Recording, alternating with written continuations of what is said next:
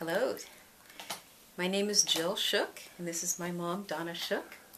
And yesterday was Mother's Day, so we are here celebrating. And part of the celebration is to interview Mom and record some special memories. So we're going to start by talking about my mother's mom, which was May Johnson. And she's going to tell a little bit about her, especially her passing, which was very powerful. So, Mom, why don't you tell us about your mom? Okay, I would like to. Anthony and I were talking about this last night, and it is a rather amazing story. My mother was almost 87 when she died. And 97. 97, sorry. And we had been away on a holiday, and she could hardly wait for us to get home. She and her nurse came up from Southern California. Jill brought them in Jill's car. And Grandma told her house bye-bye. And Jill says, Grandma, we're coming back. I'm going to be bringing you back to your home. And she just kept saying bye-bye house. And so on they came up the coast, and they arrived, and she couldn't wait to see all her great-grandchildren, and Jana and Dwight, and be with Jill and her nurse, which was Susie Q then. And so we did Christmas. We had Christmas dinner. We had also, the night before our Christmas dinner, we always put on a talent show. So Grandma got to enjoy that. And I will never forget Susie Q, who at one point sang in a nightclub in the Philippines, and so she had a lovely voice. So she got down in front of my mother, and my mother was in her wheelchair because she had had this stroke a few years before. And Susie Q sang this wonderful song for Grandma on her knees in front of Grandma, and it was just absolutely stunningly. She sang, "You Light Up My Life." Yes, you're right, Jill. She sang, "You Light Up My Life." That's exactly right. And it was, we all had tears. And so at dinner that evening, Grandma, she just started praying. My father was always the one that did the praying, but he was already deceased. So she started praying for everything, the silverware, the bowls, the flowers. And it was quite interesting. Before it was even time to eat, she started thanking God and praying for everything. Yes, it was really did. Amazing. Yes, she did. And then after our meal, I heard her talking to Dwight, and she said, Dwight, I'd like to take you with me. And he was just real patient with her, and she said, but Jana needs you. You have to stay here.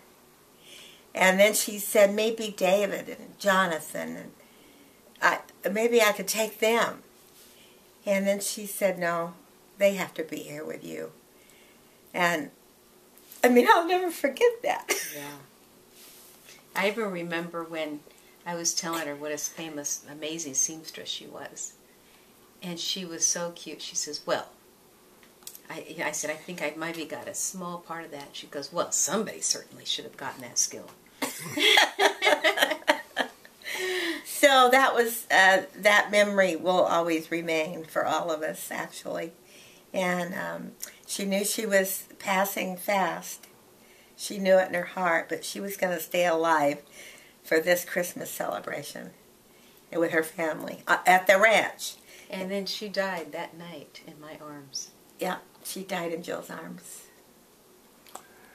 Wow, that's a beautiful story. Now tell about her funeral, which was amazing. Yes, it was amazing. My mother's funeral, it was a godsend for the family because she already took care of everything. And on scrolls, she had been writing down her funeral for probably a long time. And she had 3 pastors' names in case one would die or not be around. She had another name and another name. And lo and behold, the first 2 had died. And so the pastor that did this service now I can't recall his name. Maybe I'll think about it. But he opened up the scrolls and he said, "This is for all of us. I, as the pastor, am here because the other two aren't here. They were first on the list." And he said, "I'm happy to do this service." And he says, "You're all here because you're on her scroll." On her scroll, she had all the ones that she wanted to be at her service. Mm-hmm.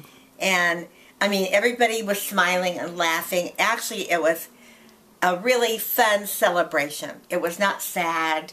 She even had a list of all the pallbearers and then alternates in case some of them weren't around. That's they right. were listed. She had the entire plan for the service outlined. Every word she wanted said. That's every right. song she wanted sung. That's right. It was amazing. Well, any family would be thrilled to get that. I don't have that ready for my family, and I probably won't. But Grandma was like that. She had that totally organized because she wanted it the way she wanted it. Well, tell about how many funerals she had gone to. Oh, yeah, she was a funeral person, I could say.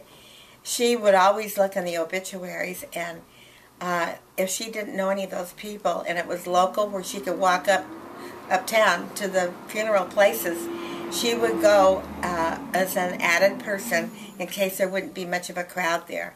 So she was always going to funerals of people she didn't know because she was afraid there wouldn't be enough people. And she would bake a cake, a coconut cake usually. Yeah, coconut cake. And she'd go to her yard and pick a beautiful bouquet and bring it and make sure that everyone had someone at their funeral.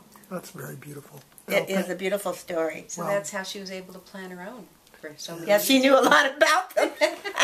Well, she sounds like a wonderful woman. And she was a wonderful woman, and she was so kind to the neighbors and all. I will never forget, she'd go up the alleyway from our home on Amridge and Fullerton, and she would take her cutting hair cutting scissors, hair cutting things, and a cake, and she would go up to this particular elderly man when he'd need a haircut, and he didn't much want her to do it, and she says, "Yeah, but I brought you a cake. If you want a haircut, you've got your cake too." And so he would give in, and she would do that. And heaven knows how many other people that she did haircuts up and down the alleyway. Wow. So it was always charming. That's where you got your skill, Jill. Yeah. You got a lot from Grandma. I did get a lot from Grandma. And she also was a real saver of things in the alley. Oh, yes. She would find all kinds of fabrics that people were throwing away, and then she'd cut those she'd cut those and make quilt pieces and ended up making quilts, and she would totally recycle everything she saw. Wow. She was probably one of the biggest recyclers for that time. Yeah. And people would throw, she could never believe what people would throw out. Well, there would be sweaters, there would be skirts, there would be blouses. And she would fix them up, clean them up, mend them, wash them. And they would be in the corner of her bedroom. And so if any of the grandkids or anybody would come, she says, "Well, go check out the corner and see what is in there for you that you could use." So, yeah, she was really that kind. She was before her time, a recyclist, for sure. Yeah. And I can remember some of the little dresses that she would make for me. People would give them old garments, but the fabric was good. So she would tear those up and get places, big enough for the skirt and the bodices and the sleeves, and just recycle that fabric into clothes for me, her daughter. And then she'd make clothes for all of the grandkids. Then she'd make clothes for all of the grandkids. And what was so special, then when those clothes would wear out, she'd make quilts. So you could look at all these quilts that she would give us, and it'd be all of the favorite old dresses she made, and we could remember all the dresses by looking at those quilts. Yeah. So that was really special about my mother. Yeah. Well, Mama, thank you for telling about Oda. Let's see. Lona May Johnson. Lona May Johnson. Thank you both. Okay. Okay, you're welcome.